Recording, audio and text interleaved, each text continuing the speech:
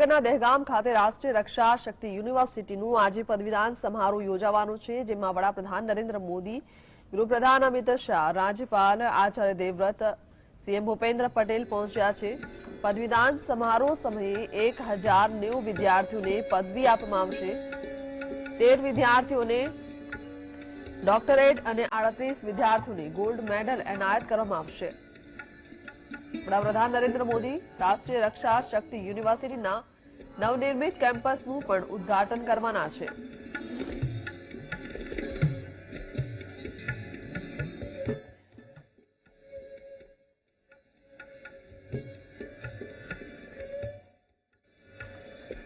ત્રીસ વિદ્યાર્થીઓને gold medal એનાયત કરવામાં આવશે। રાષ્ટ્રીય રક્ષા યુનિવર્સિટીમાં પ્રથમ પદવીદાન સમારોહનું આયોજન કરવામાં આવ્યું છે, જેમાં વડાપ્રધાન નરેન્દ્ર મોદી, અમિત શાહ, આચાર્ય દેવવ્રત અને ગુજરાતના સીએમ ભૂપેન્દ્ર પટેલ ત્યાં પહોંચી ગયા છે। તો 10 યુનિવર્સિટીના વડાને પણ આમંત્રિત કરવામાં આવ્યા છે।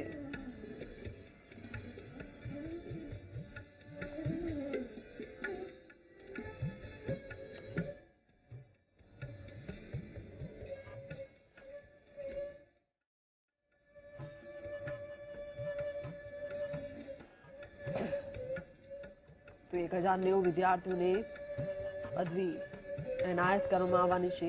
તે વિદ્યાર્થીઓને ડોક્ટરેટની પદવી એનાયત કરવામાં આવશે, જેમાં ખાસ વડાપ્રધાન નરેન્દ્ર મોદી ઉપસ્થિત રહેશે। ત્યારે ત્યાં પહોંચી ગયા છે। 38 વિદ્યાર્થીઓને ગોલ્ડ મેડલ એનાયત કરવામાં આવશે। તમામ વિદ્યાર્થીઓ પોતાનું સ્થાન લઈ લીધું છે। વડાપ્રધાન નરેન્દ્ર મોદીનો આજે ગુજરાતનું મુલાકાતનું બીજો દિવસ છે। પીએમ મોદી ગાંધીનગરમાં આવેલા રાજભવનથી તેમને ભવ્ય રોડ શો કરીને જ્યાં પદવીદાન સમારોહ યોજાયો છે ત્યાં પહોંચી ગયા છે।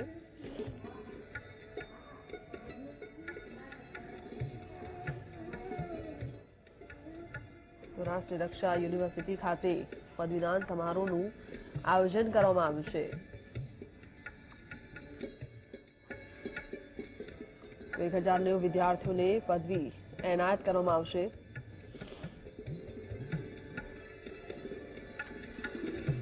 ગાંધીનગરના દહેગામ ખાતે રાષ્ટ્રીય રક્ષા શક્તિ યુનિવર્સિટી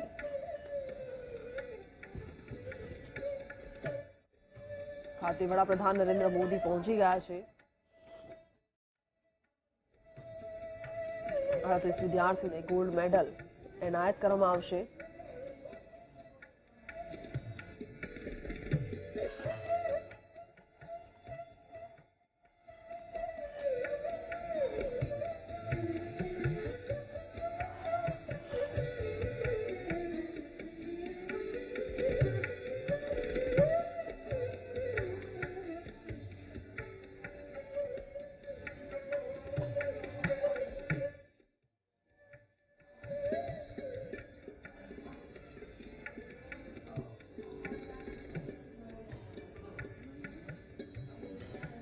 રાષ્ટ્રીય રક્ષા યુનિવર્સિટીની 10 શાખાઓમાં અભ્યાસ કરતા યુવાનોને નવીનતા સ્ટાર્ટઅપની તકો પૂરી પાડી હતી।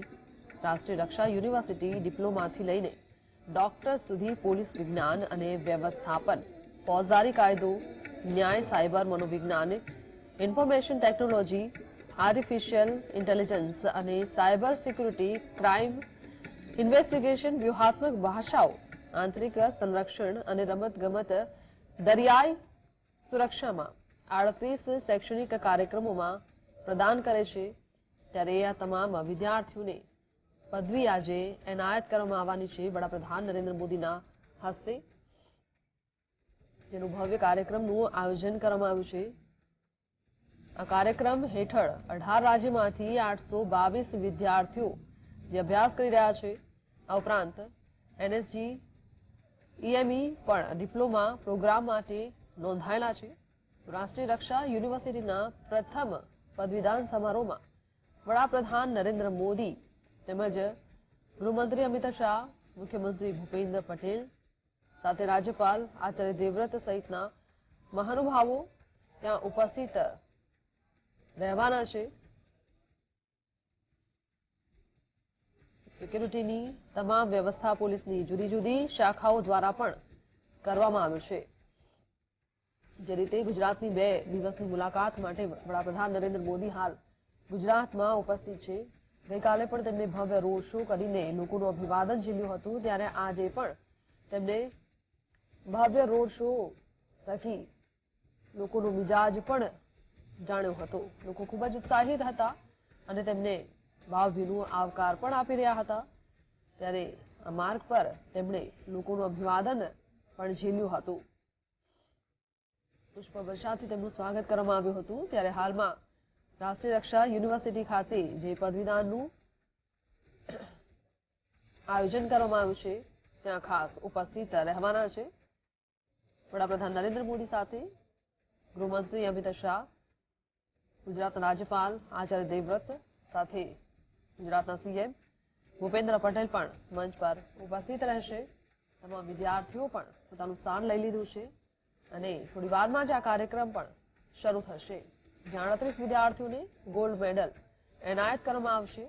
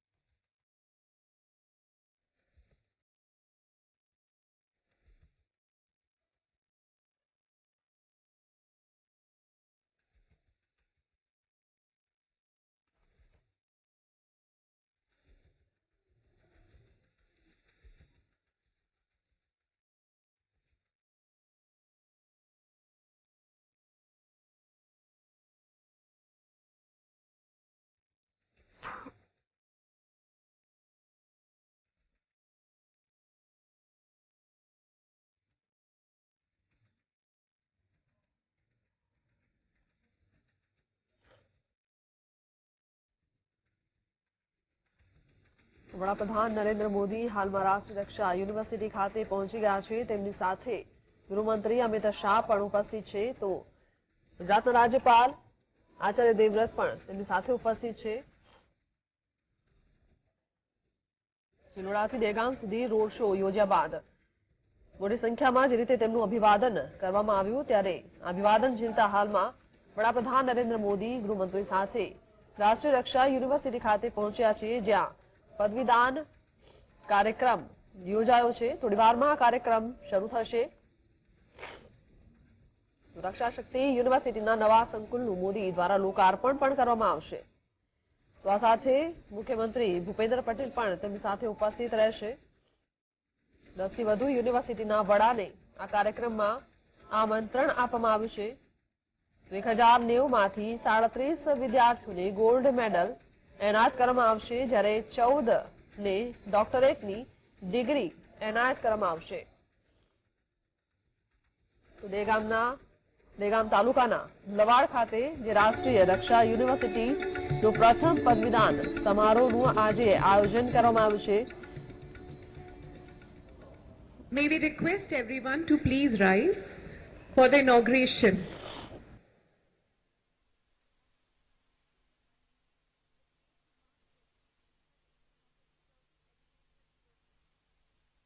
Honorable Prime Minister will unveil the plaque to mark the dedication to the nation of the security educational ecosystem.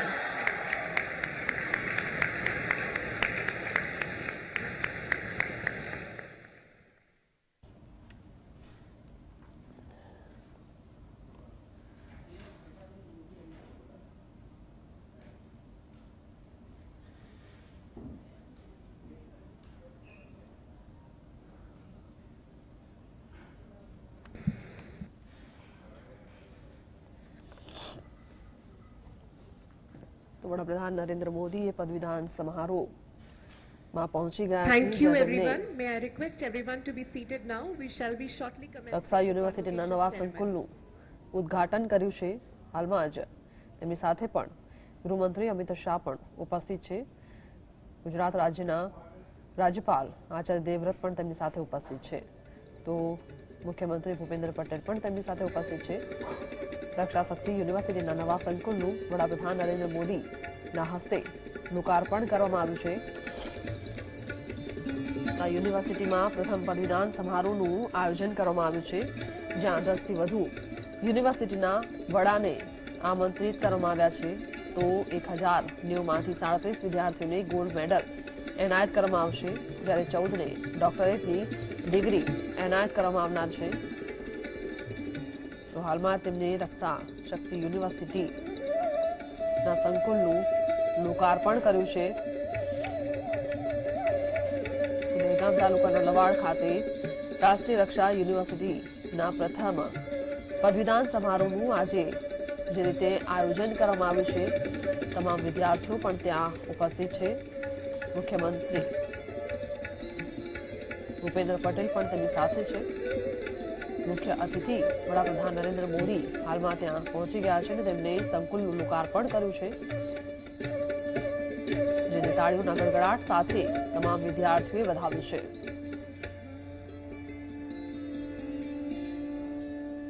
આ કાર્યક્રમમાં 10 યુનિવર્સિટીના વડાને આમંત્રિત કરવામાં આવ્યા છે.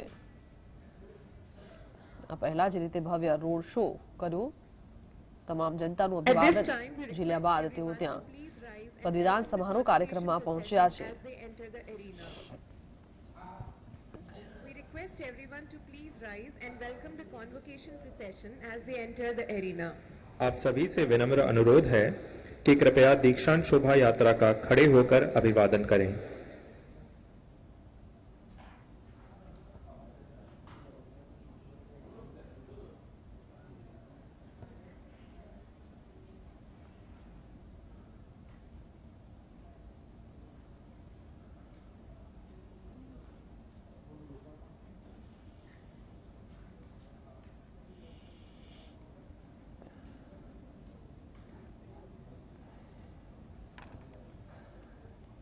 તમામ વિદ્યાર્થીઓ પણ તેમનું અભિવાદન કરી રહ્યા છે.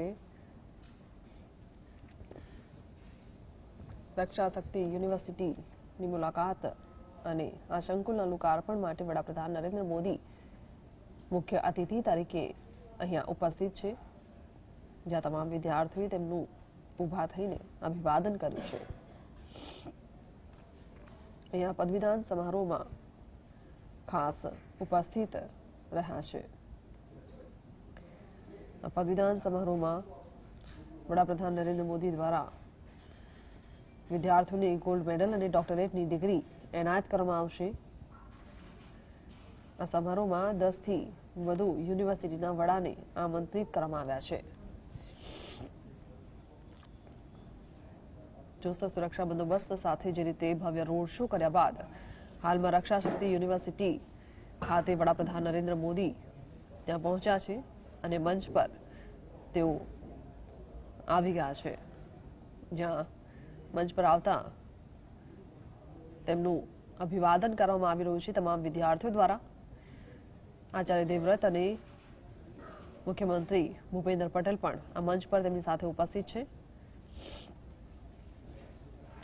સંકુલના ઉદ્ઘાટન બાદ રક્ષા શક્તિ યુનિવર્સિટીનો આ પ્રથમ પદવીદાન સમારોહ યોજાઈ રહ્યો છે, ત્યારે મુખ્ય અતિથિ તરીકે વડાપ્રધાન નરેન્દ્ર મોદી મંચ પર ઉપસ્થિત છે, જેમનું લોકો દ્વારા અભિવાદન કરવામાં આવી રહ્યું છે.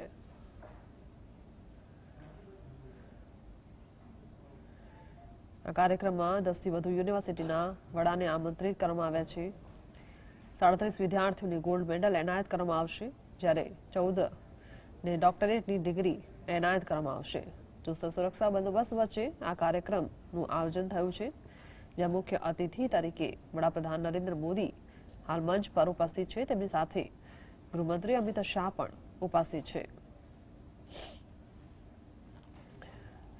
તો દહેગામ તાલુકાના લવાડ ખાતે રાષ્ટ્રીય રક્ષા યુનિવર્સિટીના પ્રથમ પદવીદાન સમારોહનું ભવ્ય આયોજન કરવામાં આવ્યું છે, જ્યાં મંચ પર હાલમાં વડાપ્રધાન નરેન્દ્ર મોદી મુખ્ય અતિથિ તરીકે હાજર છે. તેમની સાથે અમિત શાહ, રાજ્યના રાજ્યપાલ દેવવ્રત અને મુખ્યમંત્રી ભૂપેન્દ્ર પટેલ પણ મંચ પર ઉપસ્થિત છે. I request everyone to be seated now. A very good afternoon to all the dignitaries on the dais, off the dais, special invitees, graduating students, parents and members of RRU family. I, Harsha Rajvanshi, along with my colleague Mohit Charan, welcome you all to the dedication of RRU to the nation and to its first convocation ceremony, which will witness the conferment of degrees of PhD, MPhil, Masters, PG Diploma, Bachelors and Diplomas for the batches of academic year 2018, 2019, 2020 and 2021. We are especially delighted that alumni from other batches are also present to grace the occasion. It is our honor and privilege to have with us Shri Narendra Modi, Honorable Prime Minister of India, as the chief guest. We are honored to have with us Shri Acharya Devvrat, Honorable Governor of Gujarat, as distinguished guest of honor. We are delighted to have Shri Amit Shah, Honorable Union Home Minister and Minister of Cooperation, who is presiding over the ceremony. Joining them on the dais, we have Shri Bhupendra Patel, Honorable Chief Minister of Gujarat, as special guest of honor. Next to him on right, we have Professor Dr. Bimal N. Patel, Vice Chancellor, Rashtriya Raksha University. May we request Vice Chancellor to kindly felicitate our distinguished guest on behalf of RRU, Honorable Prime Minister of India, Shri Narendra Modi.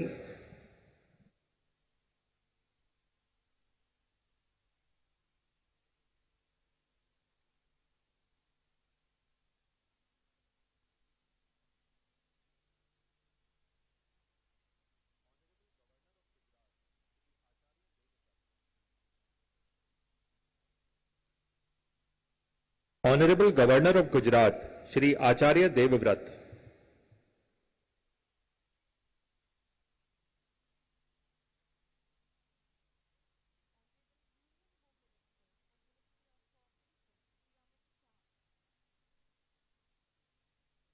Honorable Union Home Minister and Minister of Cooperation, Shri Amit Shah.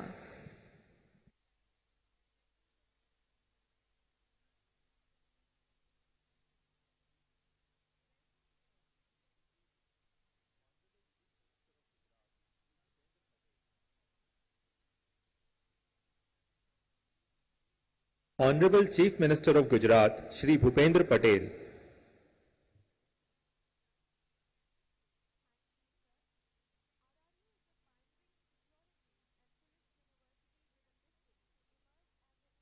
Thank you, sir. RRU is a pioneering security and police university with a mission to emerge as a premier center of knowledge for global and national stakeholders. It seeks to contribute to India's vision of peaceful, prosperous and stable world order based on rule of law. Spread over 230 acres with growing innovation, technology and research culture, RRU campus and infrastructure aim to offer best opportunities to participants and students for their professional growth and advancement. Today, RRU takes pleasure in addressing such an august gathering on this historic occasion.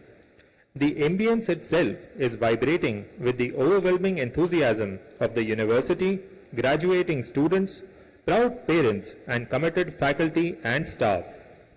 Respected Vice Chancellor, I have the honor to request you to declare the first convocation of Rashtriya Raksha University open and request you to deliver welcome address with presentation of annual report. And maritime security equipped with experienced faculty and laboratories. 822 students from 18 states as well as personnel from National Security Guard as well as EME Vadodara Indian Army are enrolled for various programs at the RRU. More than 5,000 individuals from Central Armed Police Forces, from the state police organizations and 3,000 individuals participated in various training programs just in last 1 year. As an empaneled organization in the field of security education by the Ministry of External Affairs, RRU training programs benefited 250 officials from 23 countries in Africa, Asia, Latin America, and Europe. Through its dedicated police image and Women in Police lecture series, the university has reached out to pan-India stakeholders and is devoted towards enhancing the police image and significantly improving the gender sensitization. Besides, every student and staff of the university paying homage to our police martyrs on Police Commemoration Day, we make it a point to disseminate the message throughout the country that we are safe and secure because of immense contribution and sacrifices by our police and security personnel. RRU has initiated educational and training collaboration with IFS DMS in Vadodara, MEPAC, as well as Central Association of Private Security Organizations for private and corporate security guards, including tourism and public event safety and security. RRU aims to provide to the nation a large pool of skilled, trained manpower with the discipline and high moral values for the security forces, catering the upskilling needs of our current personnel and providing reskilling platform for our retiring servicemen and women.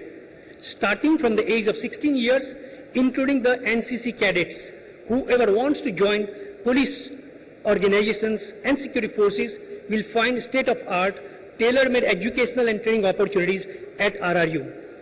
All these have been possible due to the generous assistance of the Government of Gujarat since the establishment of RRCU in 2010. I am equally grateful to my predecessor Director Generals, Sri Mathur, Sri Singh and Sri Sahai for their contribution to what we are witnessing today. My faculty and staff and everyone associated with the university are committed to serve the cause of Atma Surakshit Bharat for what our great civilization has been striving for, namely Vasudhaiva Kutumbakam. I and my family wish all graduating students professionally, personally and socially enriching life, and may Almighty God's knowledge and kindest blessings be always with you and your near and dear ones. Jai Hind. Thank you sir. एक संस्कार युक्त जीवन निर्माण में एक अच्छे सकारात्मक पथ प्रदर्शक की उपस्थिति अत्यंत महत्वपूर्ण होती है। हम सभी दीक्षांत समारोह के अध्यक्ष मंचा सिंह, श्रद्धेय श्री अमित शाह, माननीय गृह मंत्री एवं भारत के प्रथम सहकारिता मंत्री की उपस्थिति से अभिभूत हैं। माननीय अध्यक्ष महोदय जी, आपसे विनम्र अनुरोध है कि कृपया अपने अध्यक्षीय उद्बोधन से देश की युवा शक्ति को ऊर्जा एवं प्रेरणा प्रदान करें। Ladies and gentleman, honourable union home minister.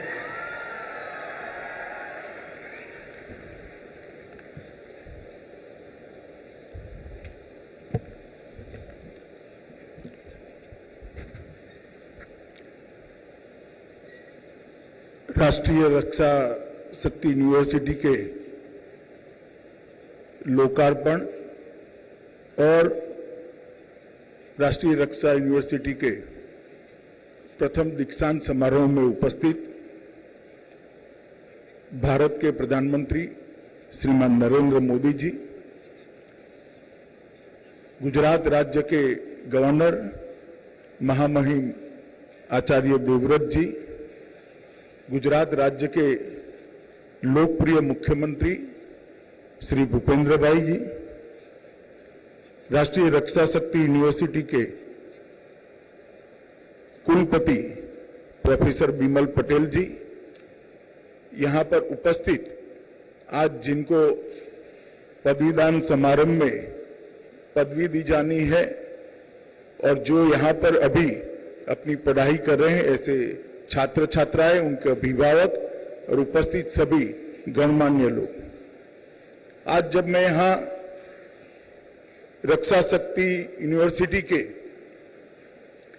प्रथम दीक्षांत समारोह में आया हूं, कुछ समय पहले ही हमारे लोकप्रिय प्रधानमंत्री जी ने रक्षा शक्ति यूनिवर्सिटी, रक्षा यूनिवर्सिटी को देश को समर्पित किया और ये यूनिवर्सिटी अब दीक्षांत समारोह के बाद राष्ट्रीय स्तर पर बड़ी द्रुत गति से कार्य करने में आगे बढ़ेगी। मगर मैं आप सभी को 2002 के दशक 2002 से 2013 के कालखंड में ले जाना चाहता हूं। 2002 से 2013 तक हमारे प्रधानमंत्री उस वक्त गुजरात के मुख्यमंत्री थे और गुजरात के मुख्यमंत्री बनने के बाद उन्होंने लॉ एंड ऑर्डर को, क्योंकि हमारे संविधान में कानून और व्यवस्था राज्यों की जिम्मेदारी है, उन्होंने कानून और व्यवस्था के विषय को एक होलिस्टिक अप्रोच से नए सिरे से देखने की शुरुआत की। अंग्रेजों के समय से एक परिपाटी चली आती थी कि लॉ एंड ऑर्डर, कानून और व्यवस्था, पुलिस बल, ये सब जनता में से रोजगारी के लिए नौकरी करने वाले लोग आते थे और इसकी एक प्रकार की ट्रेनिंग से व्यवस्थापन करते थे। मोदी जी जब मुख्यमंत्री बने तब उन्होंने सबसे पहला काम किया समग्र पुलिस बल के आधुनिकीकरण का। उनके नेतृत्व में गुजरात के 100% थानों का कंप्यूटराइजेशन करने वाला गुजरात सबसे पहला राज्य बना और थानों को कंप्यूटराइज करने का काम। उसके बाद में थानों को कनेक्टिविटी से जोड़ने का काम किया और तुरंत ही उसके बाद उन्होंने एक प्रोफेशनल कंपनी हायर कर इसके लिए एक अत्याधुनिक सॉफ्टवेयर बनाया। मैं बिल्कुल गर्व के साथ कहना चाहता हूं कि वो सॉफ्टवेयर में आज भी कोई बदलाव करने की जरूरत नहीं पड़ी है और वो सॉफ्टवेयर सभी थानों में उपयोग में लाया गया। कंट्रीब्यूट करने वाले सरकारी कर्मयोगी बाहर निकालने हो, इसकी सबसे पहली शुरुआत देश के प्रधानमंत्री जी ने की थी। जब प्रधानमंत्री जी को देश की जनता ने मौका दिया कि वो समग्र देश की सेवा करे, देश के प्रधानमंत्री बने, देश के हर क्षेत्र के अंदर, चाहे अर्थतंत्र हो, चाहे इंफ्रास्ट्रक्चर हो, चाहे रेगुलेशन लाने हो, चाहे देश की बाह्य सुरक्षा हो, चाहे देश की आंतरिक सुरक्षा हो, प्रधानमंत्री जी ने एक अलग दृष्टिकोण के साथ बनी हुई परिपाटियों को तोड़कर आज जो रिक्वायरमेंट है, आज जो जरूरियात है, इसके हिसाब से बदलाव को लाने का प्रयास किया और राष्ट्रीय रक्षा यूनिवर्सिटी भी इसी का एक उदाहरण है। नेशनल फॉरेंसिक साइंस यूनिवर्सिटी भी बन गई है और राष्ट्रीय रक्षा शक्ति यूनिवर्सिटी भी बन गई है। आज मुझे आनंद है कि राष्ट्रीय रक्षा शक्ति यूनिवर्सिटी अनेक क्षेत्र के अंदर रिसर्च एंड डेवलपमेंट से लेकर अनेक संस्थाओं के साथ जुड़कर उनकी जरूरियातों को एक अच्छा गाइडेंस देने का काम कर रही है और मैं आपको बता सकता हूं कि आने वाले कुछ ही समय में राष्ट्रीय रक्षा शक्ति यूनिवर्सिटी अपना व्याप बहुत तेजी से बढ़ाने जा रही है। जैसे नेशनल फॉरेंसिक साइंस यूनिवर्सिटी ने 7 राज्यों की सरकारों के साथ एमओयू कर 3 राज्यों के अंदर नेशनल फॉरेंसिक साइंस यूनिवर्सिटी के कैंपस खोलने का काम समाप्त कर दिया। इसी प्रकार से राष्ट्रीय रक्षा शक्ति यूनिवर्सिटी भी अब तेजी से सभी क्षेत्रों में जाकर अपना एक कैंपस कम से कम खुले क्षेत्रवार, इसकी चिंता करेगी और लॉ एंड ऑर्डर संभालने के लिए 3 जो रिक्रूटमेंट के स्टेज हैं, कांस्टेबल लेवल पर, पीएसआई लेवल पर और डीवाईएसपी लेवल पर, ये तीनों क्षेत्रों में उस क्षेत्र में काम करने वाले बच्चे को पहले से ही प्रोफेशनल ट्रेन कर उसको सरकारी कर्मी नहीं, जो मोदी जी की कल्पना है, इस प्रकार का कर्मयोगी बनाने के लिए एक अच्छा एटमॉस्फेयर और अच्छा इंफ्रास्ट्रक्चर दोनों उपलब्ध कराएगी। मित्रों, इस क्षेत्र के अंदर आमूलचूल परिवर्तन तभी ही आ सकता है कि क्षेत्र के अंदर प्रोफेशनलिज्म भी हो और इस क्षेत्र में काम करने का गौरव भी कर्मयोगी के अंदर, सरकारी कर्मचारी के अंदर हो। मैं मानता हूं रक्षा शक्ति यूनिवर्सिटी इसके लिए बहुत अच्छा एटमॉस्फेयर सबको यहां से उपलब्ध कराएगी। 2018 के से लेकर आज तक की 5 बैचेस के 1091 छात्रों को आज पदवी मिलने जा रही है। मैं सभी को भी कहूंगा कि आप इस क्षेत्र को जब पसंद किए हैं तब बहुत सारी ऐसी चीजें हैं, टेक्नोलॉजी लाने से लेकर R&D से लेकर ट्रेनिंग तक की, इस सब में आप कहीं ना कहीं कंट्रीब्यूट करेंगे। आज आपको पदवी ऐसे व्यक्ति की उपस्थिति में, ऐसे व्यक्ति के हाथ से मिलने जा रही है जिनको न केवल देश, पूरी दुनिया अपना नेता भी मानती है और हर क्षेत्र में मोदी जी के विचार क्या है वो सुनने के लिए लालायित भी रहती है। तो आप सभी लोग उस दृष्टि से भी बहुत भाग्यवान हो। और जो बच्चे यहाँ पर अभी पढ़ रहे हैं, जो छात्र पढ़ रहे हैं, इनको भी मैं कहना चाहूंगा कि क्षेत्र के अंदर मन के साथ काम कर कर देश की कानून और व्यवस्था को ठीक करना, आंतरिक सलामती को ठीक करना, ये हम सभी का उद्देश्य होना चाहिए। और एक दृष्टि से राष्ट्रीय रक्षा यूनिवर्सिटी का एक बहुत बड़ा कंट्रीब्यूशन देश में ये भी रहने वाला है कि हमारे संविधान ने संघीय ढांचे को स्वीकार किया है और हमारे संविधान ने कानून और व्यवस्था को स्टेट के सब्जेक्ट में इंगित किया है। तो हर राज्य अपने पुलिस बल की अपने अपने तरीके से ट्रेनिंग भी करते हैं और कार्य पद्धति भी बनाते हैं।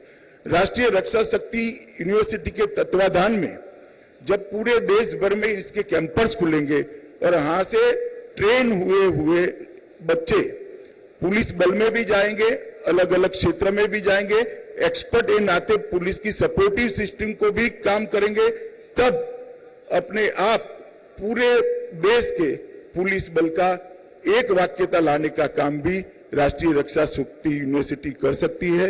ये बहुत बड़ी संभावना पड़ी है और मुझे विश्वास है विमल भाई के नेतृत्व में इसका राष्ट्रीय सेप हम बहुत जल्दी ले लेंगे और आने वाले दिनों में पूरे देश भर के पढ़ने वाले बच्चों के लिए ऑप्शन ओपन हो जाएगा, इसका मुझे विश्वास है।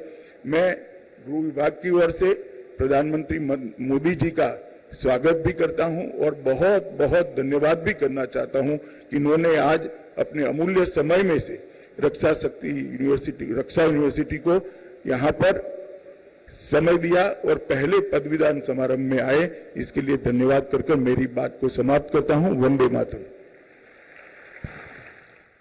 Thank you, Honorable Minister.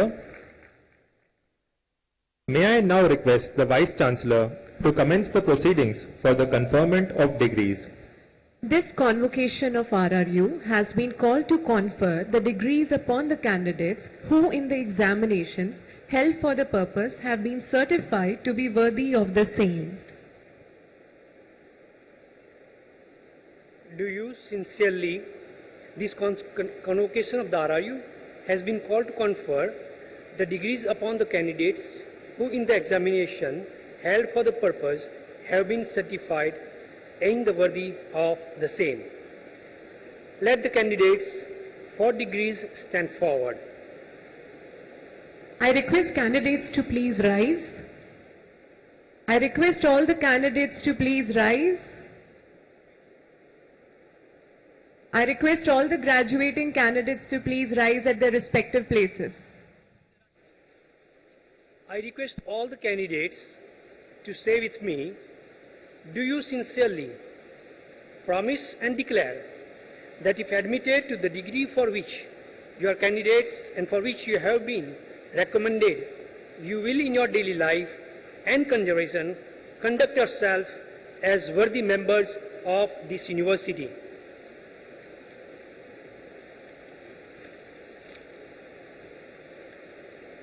Let the candidates be now presented. Sir, I have the honor to present to you the candidates for the degree of PhD, MPhil, Masters, PG Diploma, Bachelors and Diplomas whose names are set out in the list. They have been found qualified for the degree to which I pray they may be admitted. By virtue of the authority vested in me as the Vice Chancellor of the Rashtriya Raksha University, I admit you as also the candidates in absentia to the degrees of PhD, MPhil, Masters, PG Diploma, Bachelors and Diploma in this university. Thank you, sir. Congratulations to all the graduating students, PhD scholars and post-graduating batches of academic year 2018, 19, 2020 and 2021. We all are very proud of you. Huge round of applause for the graduating students. May I request all the students to kindly be seated. We will now present the degree certificates to the Doctor of Philosophy awardees and announce the medals for students of RRU on their academic achievements. The presentation of degree certificates and award of gold medal by Honorable Prime Minister of India will commence. The awardees of the Doctor of Philosophy are as follows: Nirali Jasani,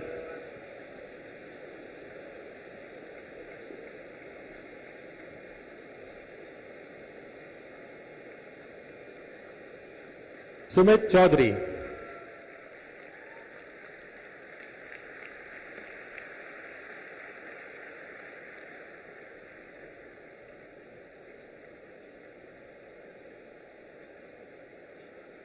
Ankita Patel,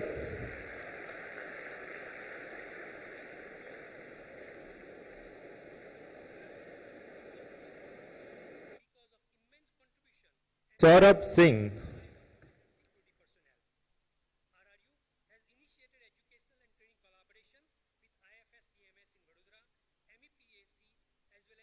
Ravi Sheth,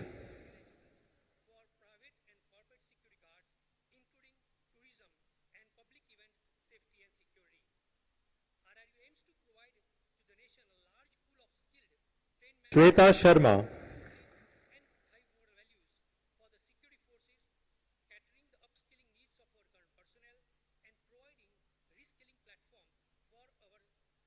Mahalakshmi M,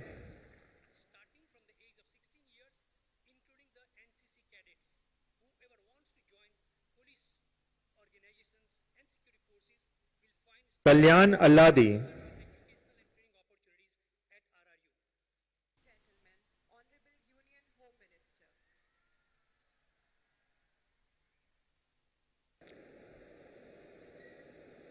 राष्ट्रीय Santosh Dattani,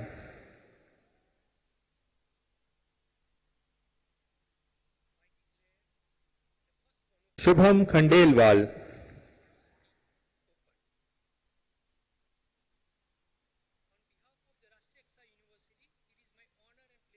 Krunal Jaha,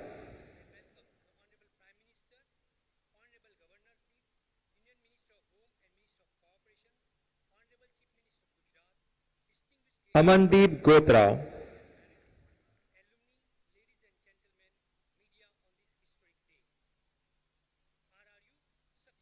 Geetaben Bokharia,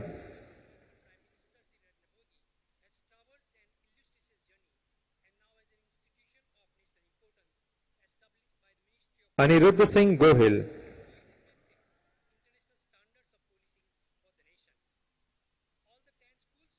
for the academic year 2018 to 2019, Priya Sharma,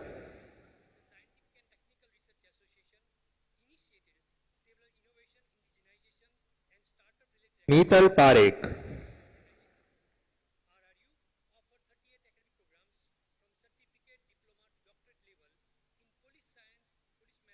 Dhruvisha Ben Tarasaria,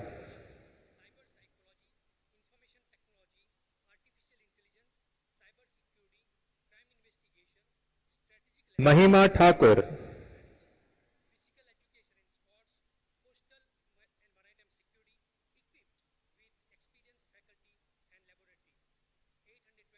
Tushar Sheelu,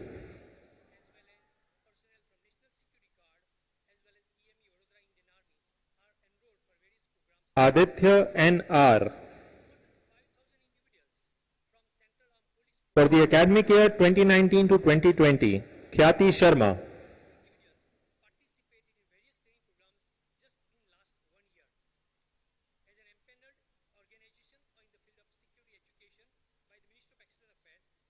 Sagar Kumar Ghodasara,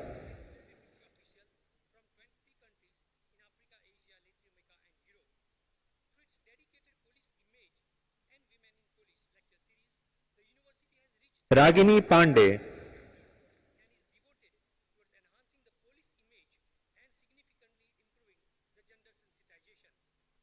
Abhishek Doshi,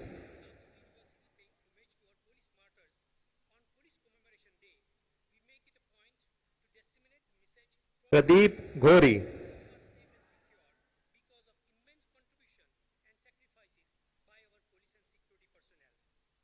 Swathi Priya.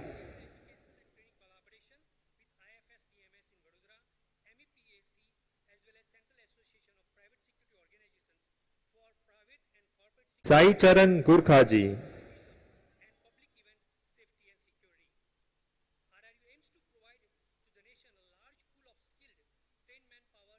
Etali Lad.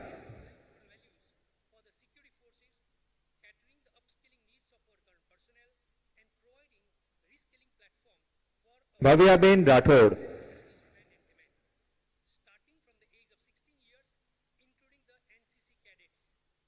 For the academic year 2020 to 2021, Shrimai Puhan.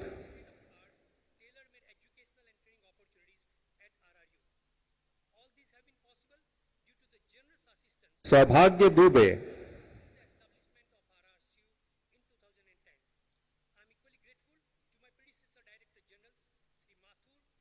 Diksha Kathayat.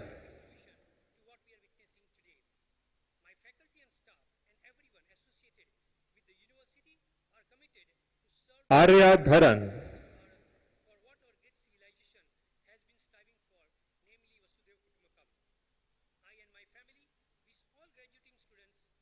Peenal Mistry.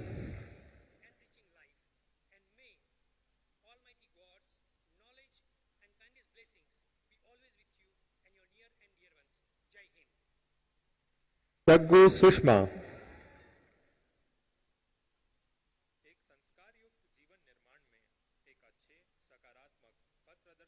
Yashvi Chauhan.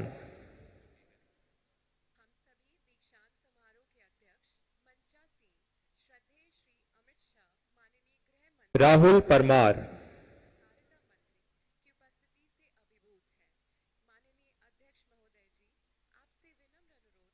Jayesh Kumar Waria.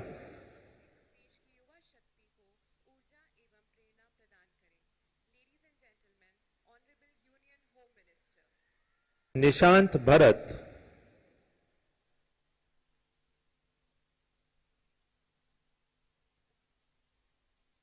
Ranjit Singh Solanki.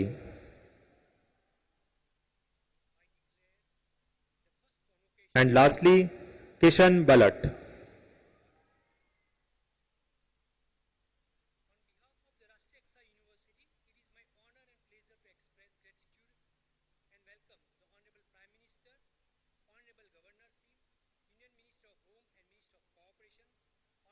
Thank you, Honorable Prime Minister, sir. It is a distinct pleasure of RRU to have Honorable Prime Minister of India as the chief guest for the first convocation. ऐसे महान प्रेरणास्पद व्यक्तित्व की राष्ट्रीय रक्षा विश्वविद्यालय में उपस्थिति हम सबके लिए अत्यंत ही शुभ, आशा, विश्वास और उल्लास का विषय है। मैं माननीय मुख्य अतिथि महोदय श्रद्धेय आदरणीय श्री नरेंद्र मोदी भारत के प्रधानमंत्री से आग्रह करूंगी कि वे अपने आशीर्वचन के द्वारा उपस्थित सभा के माध्यम से देश की संपूर्ण युवा पीढ़ी को संदेश प्रदान कर एवं राष्ट्रीय रक्षा विश्वविद्यालय का राष्ट्रीय समर्पण कर अनुग्रहित करें। Ladies and gentleman, honourable prime minister of India Shri Narendra Modi.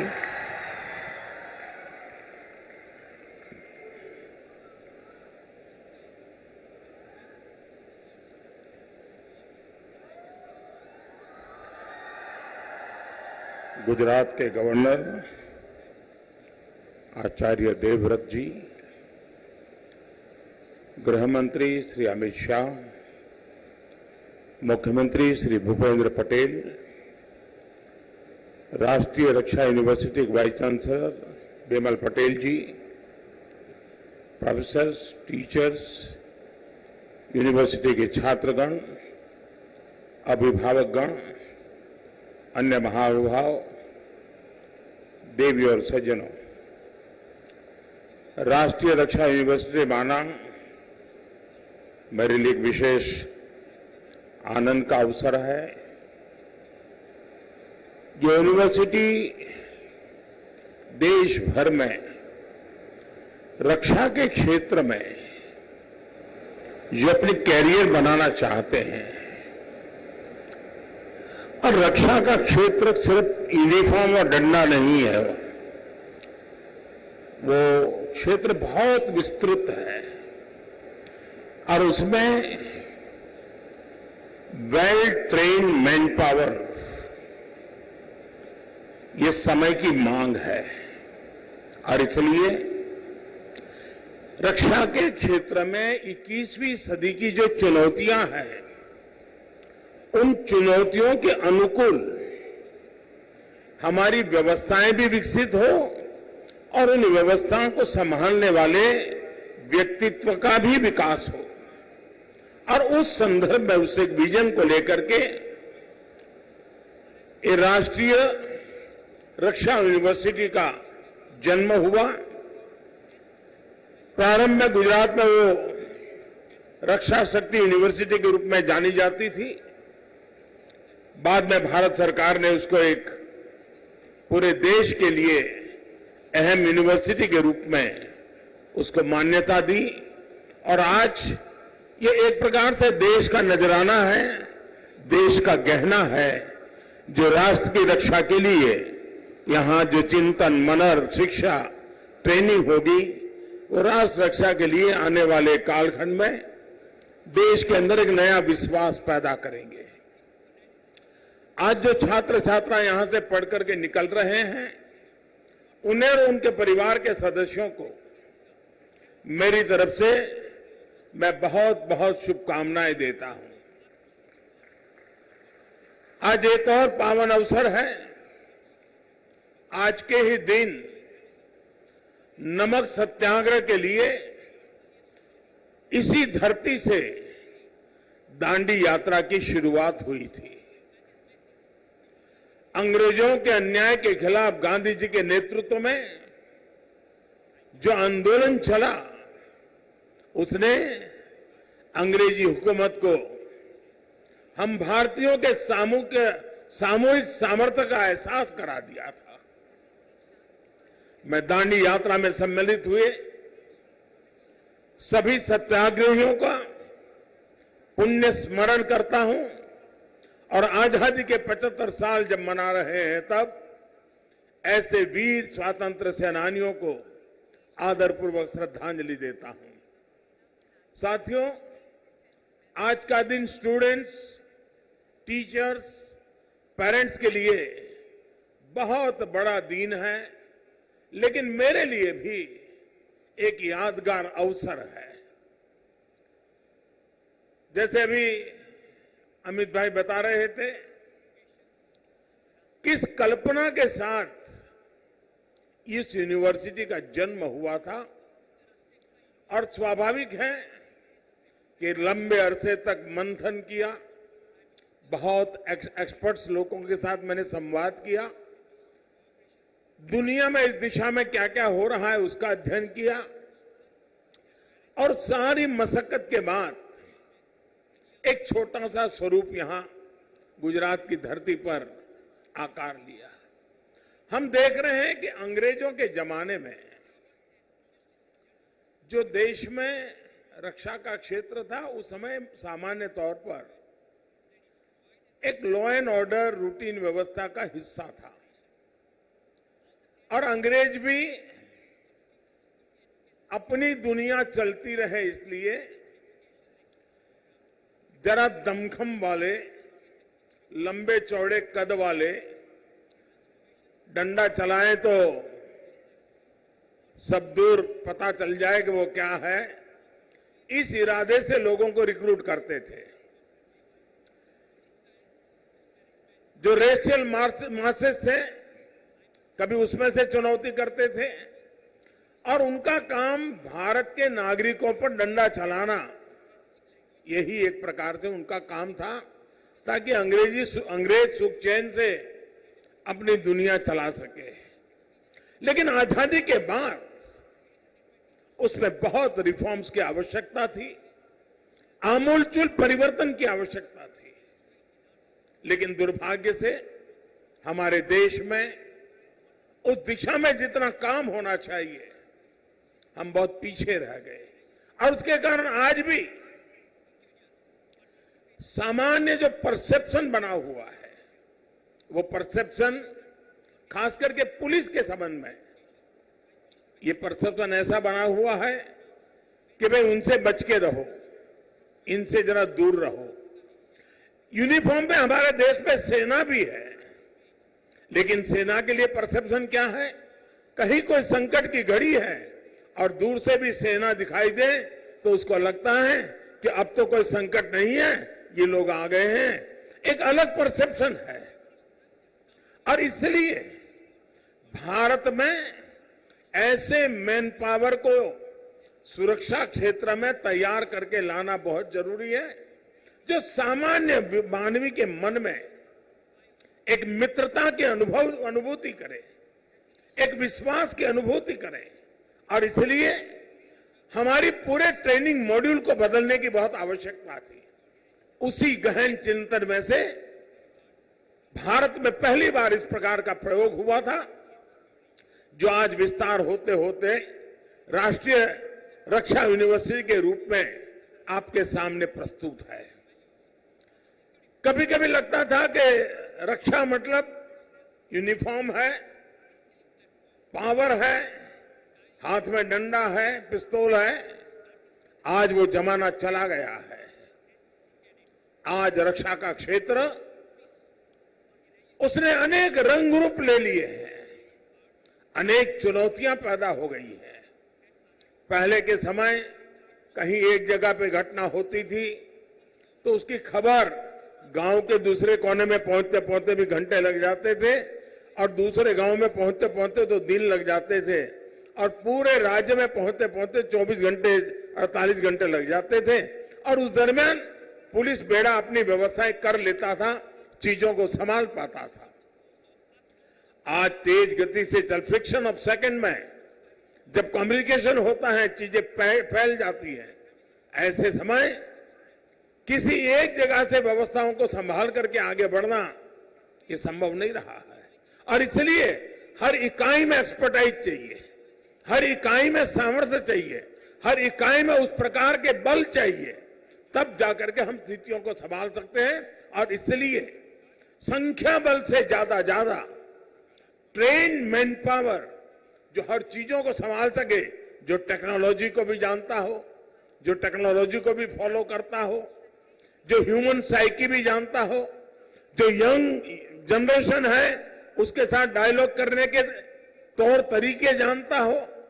कभी कभी कभार बड़े बड़े आंदोलन होते हैं तो उन लीडर्स के साथ डील करना होता है और नेगोशिएशन की कैपेसिटी चाहिए। अगर ट्रेन मैन पावर सुरक्षा के क्षेत्र में नहीं है तो अपना नेगोशिएशन की कैपेसिटी गंवा देता है और उसके कारण बनी हुई बाजी आखिरी मौके पर कभी कभी बिगड़ जाती है, एक आध शब्द के कारण बिगड़ जाती है। कहने का मेरा तात्पर्य यह है कि लोकतंत्र व्यवस्थाओं के अंदर जनता जनार्दन को सर्वोपरि मानते हुए समाज को द्रोह करने वाले जो एलिमेंट्स होते हैं उनके साथ सख्ताई और समाज के प्रति नरमाई, इस मूल मंत्र को लेकर के हमें एक ऐसा ह्यूमन रिसोर्सेज डेवलप करने होंगे। अब हम देखते हैं दुनिया के कई देशों में पुलिस के संबंध में बहुत अच्छी छवि की खबरें आते रहती हैं। हमारे देश का दुर्भाग्य है, फिल्म बनेगी तो उसमें सबसे भद्दा चित्रण किसी का किया जाता है तो पुलिस वाले का किया जाता है।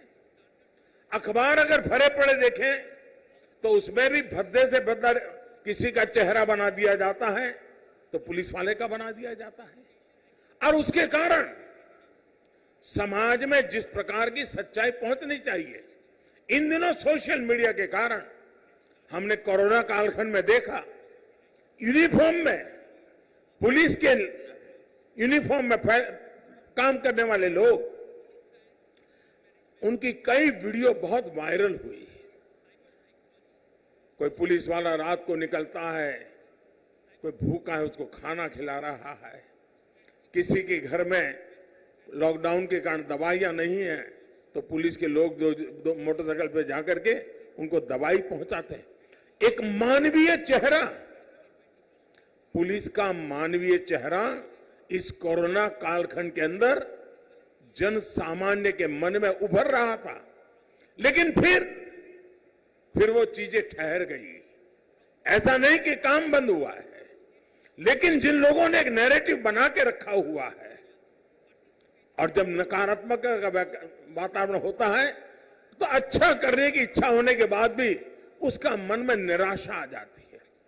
ऐसे विपरीत वातावरण में आप सब नौजवान तय करके घर से निकले हैं, आपके अभिभावक ये तय कर करके आपको यहां भेजा है कि कभी न कभी आप सामान्य मानवीय के हकों की रक्षा, सामान्य मानवीय की सुरक्षा की चिंता, समाज जीवन के अंदर सुख चैन का वातावरण बना रहे उसकी चिंता, सामान्य समाज जीवन के अंदर एकता और सद्भावना बनी रहे, हर कोई अपना जीवन बड़े उमंग और उत्साह का साथ यापन कर सके, समाज जीवन के छोटे मोटे उमंग उत्साह के प्रसंग बड़े आनंद और गौरव के साथ होते चले, इस भूमिका के साथ समाज जीवन में हम अपनी भूमिका कैसे अदा कर सके। और इसलिए अब सिर्फ कद काठी के आधार पर सुरक्षा वाले देश की सेवा कर पाएंगे, वो एक सीमित तक सही है, लेकिन एक बहुत बड़ा क्षेत्र बन गया है जहां पर हमें ट्रेन मैन पावर की जरूरत पड़ेगी। आज का जो जमाना है, परिवार छोटे होते गए हैं। पहले तो क्या था, पुलिस वाला भी एक्स्ट्रा ड्यूटी करके थक करके घर जाता था तो एक बड़ा संयुक्त परिवार होता था, तो मां संभाल लेती थी, पिताजी संभाल लेते थे, दादा दादी कभी घर में है तो संभाल लेते थे, कोई भतीजा संभाल लेता था, बड़े भाई साहब घर में है तो वो संभाल लेते, भाभी जी होती तो वो संभाल लेती थी। वो मन से हल्का हो जाता था और दूसरे दिन तैयार होके चला जाता था। आज माइक्रो फैमिली हो रहे हैं, जवान कभी 6 घंटे नौकरी, कभी 8 घंटे, कभी 12 घंटे, कभी 16 घंटे, और बड़ी विपरीत परिस्थिति में नौकरी करता है, फिर घर जाएगा, घर में तो कोई है ही नहीं, सिर्फ खाना खाओ, कोई पूछने वाला नहीं, माँ बाप नहीं है, कोई चिंता करने वाला एक अलग व्यक्तित्व नहीं है। ऐसे समय स्ट्रेस की अनुभूति हमारे सुरक्षा बल के क्षेत्रों के सामने एक बहुत बड़ी चुनौती बनती है। परिवार जीवन की कठिनाइयां, काम करते समय करनी पड़ती कठिनाइयां, उसके मन पर एक बहुत बड़ा स्ट्रेस रहता है। ऐसे समय में स्ट्रेस फ्री एक्टिविटी की ट्रेनिंग ये आज सुरक्षा क्षेत्र के लिए आवश्यक हो गई है, और उसके लिए ट्रेनर्स की आवश्यकता हो गई है। ये रक्षा शक्ति यूनिवर्सिटियां जो है वे इस प्रकार के ट्रेनर भी तैयार कर सकते हैं जो शायद यूनिफॉर्म के काम में नहीं होंगे, लेकिन यूनिफॉर्म वालों को मन से मस्त रखने का काम यहां से ट्रेन होकर के लोग कर सकते हैं।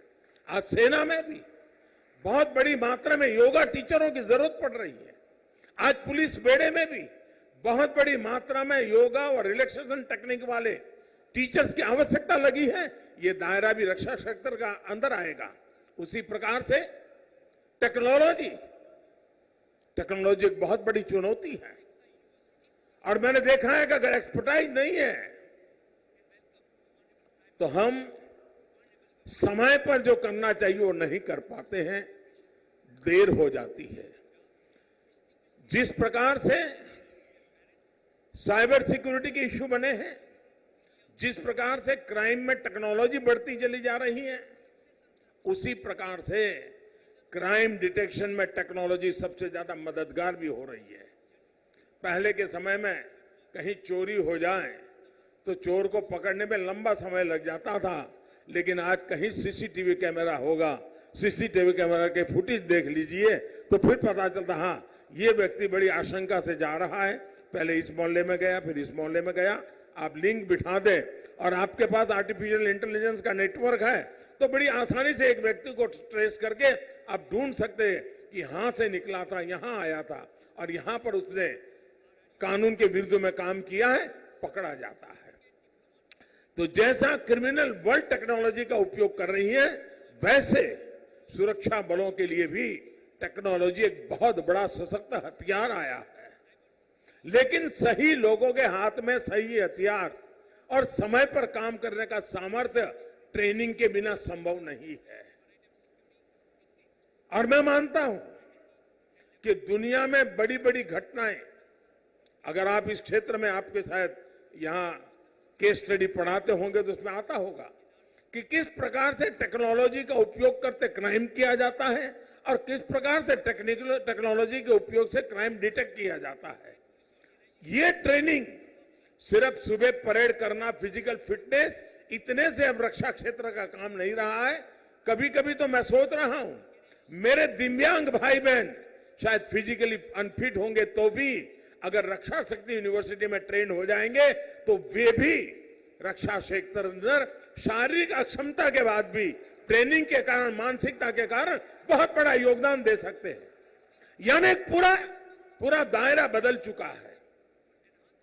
हमें इस रक्षा यूनिवर्सिटी के माध्यम से उस दायरे के अनुकूल व्यवस्थाओं को कैसे विकसित करें, उस दिशा में जाना चाहिए। और जैसे अभी गृह मंत्री जी ने बताया कि उस समय एक प्रकार से गांधीनगर आज शिक्षा की दृष्टि से एक बहुत बड़ा वाइब्रेंट एरिया बनता जा रहा है। एक ही इलाके में इतनी सारी यूनिवर्सिटीज और 2 यूनिवर्सिटी हमारे पास ऐसी बनी है इसी धरती पर जो विश्व में सिर्फ पहली यूनिवर्सिटी है। पूरे विश्व में एकमात्र, पूरी दुनिया में कहीं पर भी फॉरेंसिक साइंस यूनिवर्सिटी नहीं है। पूरी दुनिया में कहीं पर भी चिल्ड्रन यूनिवर्सिटी नहीं है। गांधीनगर और हिंदुस्तान अकेला ऐसा है कि जिसके पास ये 2 यूनिवर्सिटीज है। और मैं चाहूंगा उसी प्रकार से नेशनल लॉ यूनिवर्सिटी, यानी क्राइम डिटेक्शन से लेकर के जस्टिस तक ये पूरा जो सिलसिला है उसको हमने समेटा हुआ है। और ये समेटा हुआ भी तब काम आएगा, ये तीनों यूनिवर्सिटीज साइलो में काम करेगी। राष्ट्रीय रक्षा यूनिवर्सिटी अपनी दुनिया चलाए, फॉरेंसिक साइंस यूनिवर्सिटी अपनी दुनिया चलाए, नेशनल लॉ यूनिवर्सिटी अपनी दुनिया चलाए, तो जो परिणाम मुझे लाना है वो परिणाम नहीं आ सकता है। और इसलिए मैं आज जब आपके बीच में आया हूं, यूनिवर्सिटी को चलाने लोग यहां बैठे हुए हैं, तब मेरा आग्रह रहेगा क्या साल में हर 3 महीने के बाद इन तीनों यूनिवर्सिटी के स्टूडेंट्स का, फैकल्टीज का कॉमन सिंपोजियम हो सकते हैं क्या, जो तीनों पहलुओं की चर्चा करें और रक्षा के और संवर्धन करने के लिए एक नए मॉडल लेकर के आए। फॉरेंसिक साइंस जस्टिस के लिए कैसे काम आएगा वो नेशनल लॉ यूनिवर्सिटी के बच्चों को पढ़ना पड़ेगा। क्राइम डिटेक्शन वाले लोगों को देखना होगा किस धारा के अंदर किस कलम को मैं कैसे ले जाऊंगा, मैं साक्ष्य कैसे लेके जाऊंगा, ताकि फॉरेंसिक साइंस यूनिवर्सिटी से मुझे टेक्निकल सपोर्ट मिल जाएगा और नेशनल लॉ यूनिवर्सिटी से मुझे कानूनी सपोर्ट मिल जाएगा और मैं क्रिमिनल को न्याय दिला करके रहूंगा और मैं देश को सुरक्षित कर पाऊंगा। और तब जा करके जब न्याय तंत्र समय पर न्याय दे पाता है और गुनहगारों को सजा देता है तो गुनहगारों में भय का माहौल बन जाता है। मैं तो रक्षा शक्ति यूनिवर्सिटी में यह भी चाहूंगा कि वहां ऐसे लोग भी तैयार हो जो जेल की व्यवस्थाओं के संबंध में उनकी मास्टरी हो।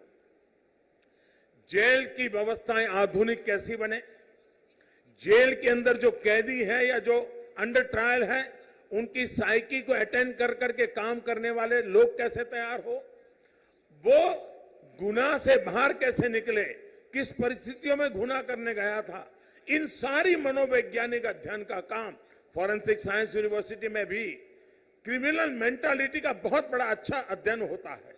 रक्षा शक्ति यूनिवर्सिटी में भी उसका एक पहलू होता होगा।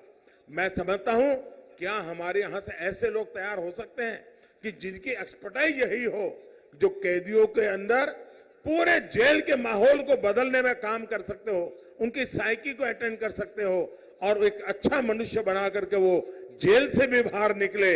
इसके लिए योग्य ह्यूमन रिसोर्स की आवश्यकता होती है। सिर्फ जो कल तक पुलिस में काम, लॉ एंड ऑर्डर का काम किसी शहर के किसी कोने में संभालता हो और अचानक उसको कह दिया जाएगा अब जाओ जेल में संभालो, उसकी ट्रेनिंग तो है नहीं। ठीक है, उसका इतनी ट्रेनिंग है कि इस प्रकार के क्रिमिनल लोगों के साथ कैसे बैठना उठना वो तो उसको जानता है, लेकिन इतने से बात बनती नहीं है। मैं समझता हूं कि इतने सारे क्षेत्र फैल चुके हैं, उन सभी क्षेत्रों के लिए हमने इस दिशा में प्रयास करना होगा। आज मुझे इस रक्षा यूनिवर्सिटी का एक भव्य भवन का लोकार्पण करने का अवसर मिला है। जब हम इसके लिए जगह आइडेंटिफाई कर रहे थे तब मेरे सामने बहुत बड़े प्रश्न आए थे, बड़े दबाव आते थे।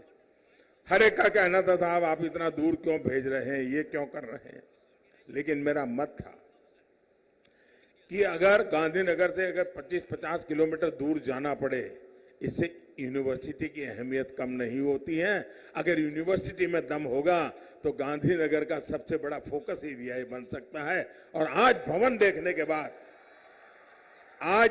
देखने के बाद मुझे लगता है इसकी शुरुआत हो चुकी है, लेकिन इस भवन को हरा भरा रखना, ऊर्जावान रखना, शानदार बनाए रखना, ये दायित्व एक कॉन्ट्रैक्टर बिल्डिंग बना करके चले जाने से नहीं होता है, एक सरकार बजट खर्च कर दे इससे नहीं होता है। उसमें रहने वाला हर व्यक्ति उसे अपना माने, हर दीवार को अपनी माने, हर खिड़की को अपनी माने, हर फर्नीचर की एक एक चीज को अपनी माने और उसको अच्छा बनाने के लिए खुद कुछ करता रहेगा, तब जाकर के ये भवन अपने आप में शानदार रह सकते हैं। एक जमाना था अहमदाबाद में जब IIM बना था, 50 साल पहले की बात है, 50-60 साल पहले का वो भवन पूरे हिंदुस्तान में एक मॉडल के रूप में माना जाता था। बाद में जब नेशनल लॉ यूनिवर्सिटी का हमारा भवन बना तो पूरे हिंदुस्तान में नेशनल लॉ यूनिवर्सिटी के भवन की तरफ लोगों का आकर्षण हुआ था। मैं आज पक्का मानता हूं कि आने वाले दिनों में ये रक्षा यूनिवर्सिटी का कैंपस भी लोगों के लिए आकर्षण का कारण बनेगा। हमारे कालखंड में ही IIT का जो कैंपस बना हुआ है, एनर्जी यूनिवर्सिटी का जो कैंपस बना हुआ है, नेशनल लॉ यूनिवर्सिटी का कैंपस बना हुआ है, फॉरेंसिक साइंस यूनिवर्सिटी का जो कैंपस बना हुआ है, मैं समझता हूं इसमें एक और रत्न हमारे इस रक्षा यूनिवर्सिटी का कैंपस भी एक नया रत्न बनकर के जुड़ गया है। और इसके लिए मैं आप सबको बहुत बहुत बधाई देता हूं और मुझे पूरा विश्वास है कि यहां पर एक नई ऊर्जा, नई उमंग के साथ और देश का जो क्वालिटी, यानी एक प्रकार से सोसाइटी का जो कृमि बच्चे होते हैं, मैं उनसे निमंत्रण देता हूं कि आप इस काम को छोटा मत मानिए। आइए, ये देश की सेवा करने का बहुत बड़ा क्षेत्र है और कोई यहां आए हुए भी और हमारे पुलिस के जवान भी, हमारी होम मिनिस्ट्री भी, ये कभी गलती हम न करें। हमने न गलती की है पहले से हमारा।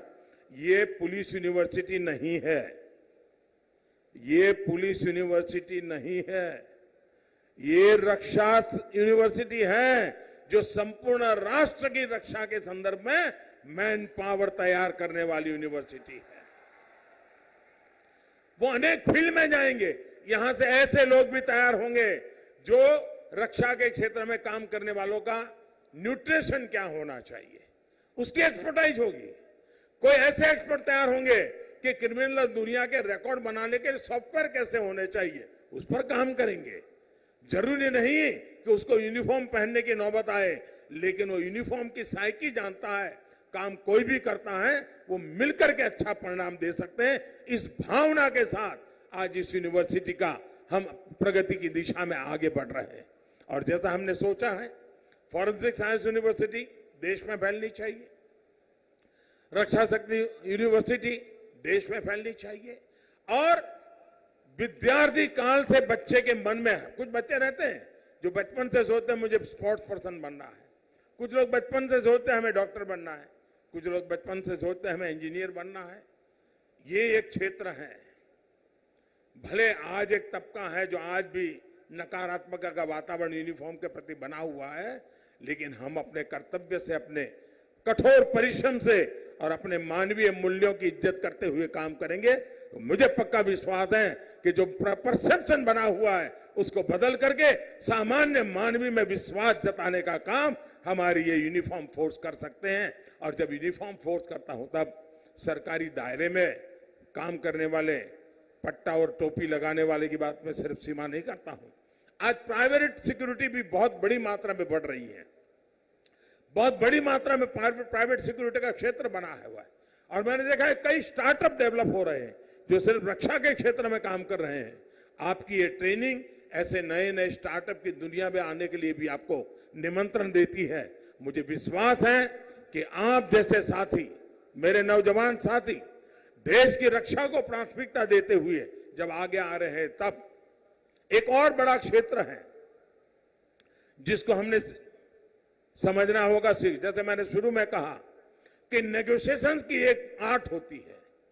जब ट्रेनिंग होती है तब जाकर के अच्छे नेगोशिएटर बनते हैं और जब नेगोशिएटर बनते हैं तो ग्लोबल लेवल पे काम आते हैं।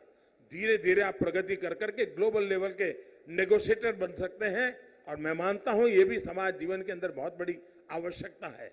उसी प्रकार से मॉब साइकोलॉजी, क्राउड साइकोलॉजी, इसको अगर आपने साइंटिफिक तरीके से अध्ययन नहीं किया है तो आप उसको हैंडल नहीं कर सकते हैं। रक्षा यूनिवर्सिटी के माध्यम से हम उस प्रकार के लोगों को तैयार करना चाहते हैं कि जो इस प्रकार के कब हालात में भी चीजों को संभालने का सामर्थ्य रखे। हमें देश की रक्षा के लिए डेडिकेटेड वर्कफोर्स हर स्तर पर तैयार करना होगा। मुझे आशा है कि हम सब मिलकर के उस दिशा में प्रयास करेंगे।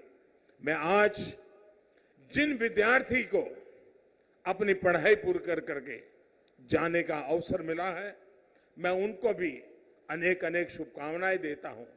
लेकिन मैं उनको कहना चाहूंगा, हो सकता है आते समय आपके मन में विचार आया हो कि यार एक बार यूनिफॉर्म पहन लिया ना फिर तो सारी दुनिया मुट्ठी में है। ये गलती मत करना दोस्तों। ये यूनिफॉर्म की इज्जत बढ़ाने वाला काम नहीं होता है। यूनिफॉर्म की इज्जत बढ़ती है, उसके भीतर मानवता जिंदा होती है। यूनिफॉर्म की हिम्मत बढ़ती है जब उसके अंदर करुणा का भाव होता है। यूनिफॉर्म की कीमत तब बढ़ती है जब माताओं, बहनों, दलित, पीड़ित, शोषित, वंचित के लिए कुछ कर गुजरने की आकांक्षाएं भीतर जगती है, तब जाकर के यूनिफॉर्म की ताकत बढ़ती है। और इसलिए मेरे साथियों, आपके जीवन में यूनिफॉर्म तो आने ही वाला है, किसी न किसी रूप में आने वाला है, क्योंकि अब इस क्षेत्र से जा रहे हैं। तब मानवता के उन मूल्यों को जीवन में सर्वोपरि मान करके हमें जाना है। हमें मन में संकल्प लेकर के जाना है कि समाज जीवन में इस फोर्सेस के प्रति जो भाव बना हुआ है, उस अभाव को प्रभाव रहते हुए भी अपनेपन के भाव से मुझे जोड़ना है। और इसलिए मैं चाहता हूं यूनिफॉर्म का प्रभाव बना रहना चाहिए, लेकिन उसमें मानवता का भाव कतई नहीं होना चाहिए। इस भाव को लेकर के मेरी सारी नौजवान पीढ़ी आगे बढ़ेगी तो बहुत बड़ा परिणाम मिलेगा। मेरे लिए खुशी की बात है, जब अभी मैं यहां सम्मानित कर रहा था कुछ विद्यार्थियों को, मैंने गिना नहीं, लेकिन मेरी ये प्राथमिक इंप्रेशन ये है कि शायद बेटियों की संख्या ज्यादा थी। इसका मतलब ये हुआ, जैसे रक्षा क्षेत्र में आज हमारी बेटियां इन दिनों पूरे देश में पुलिस बेड़े में बहुत बड़ी तादाद में हमारी यहां बेटियों का स्थान बना हुआ है। बहुत बड़ी मात्रा में बेटियां हमारी आ रही है। इतना ही नहीं, सेना में बहुत बड़े पदों पर आज हमारी बेटियां आगे बढ़ रही हैं। उसी प्रकार से एनसीसी, मैंने देखा है कि एनसीसी के कैडेट में भी बहुत बड़ी मात्रा में बेटियां आ रही है।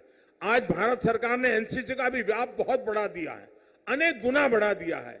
और सीमावर्ती जो स्कूल्स हैं, कभी कभी आप भी एक एनसीसी के रूप में भी स्कूलों में भी धीरे धीरे डेवलप हो सकते हैं। आप स्कूलों के एनसीसी को भी संभालने में बहुत बड़ा योगदान दे सकते हैं। उसी प्रकार से जो सैनिक स्कूल है, उन सैनिक स्कूलों में भी बेटियों के प्रवेश का एक बहुत बड़ा निर्णय भारत सरकार ने किया है। तो हमारी जो बेटियों की शक्ति है, और हमने देखा है जीवन का कोई क्षेत्र ऐसा नहीं है जिसके अंदर प्रभावी भूमिका हमारी बेटियां न करती हो। चाहे ओलंपिक में विक्ट्री प्राप्त करने आना हो तो उसमें भी मेरी बेटियां ज्यादा है। साइंस के क्षेत्र में देखो तो हमारी बेटियां ज्यादा है। उसी प्रकार से शिक्षा के क्षेत्र में देखो हमारी बेटियां ज्यादा है। सुरक्षा के क्षेत्र में भी जब हमारी बेटियों का प्रभुत्व भी उतना ही भागीदारी वाली होगा।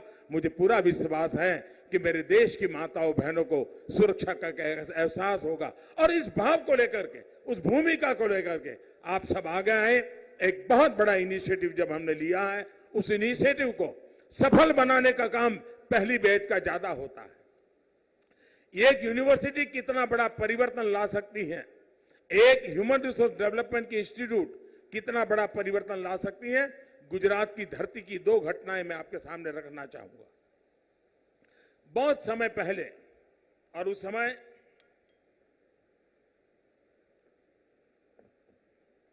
गुजरात में सरकार का रोल नहीं था, लेकिन यहां के जो महाजन लोग थे, अहमदाबाद के समाज के जो श्रेष्ठी लोग थे, व्यापारी लोग थे, उन्होंने मिलकर के तय किया कि गुजरात में एक फार्मेसी का कॉलेज होना चाहिए।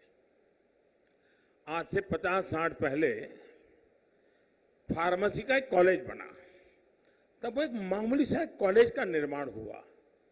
लेकिन आज फार्मास्यूटिकल इंडस्ट्री में अगर गुजरात लीड करता है तो उसका मूल, वो जो एक छोटी सी फार्मेसी कॉलेज बनी थी, उसमें से जो लड़के तैयार हुए थे, आगे चल करके गुजरात फार्मास्यूटिकल इंडस्ट्री का बहुत बड़ा हब बन गया।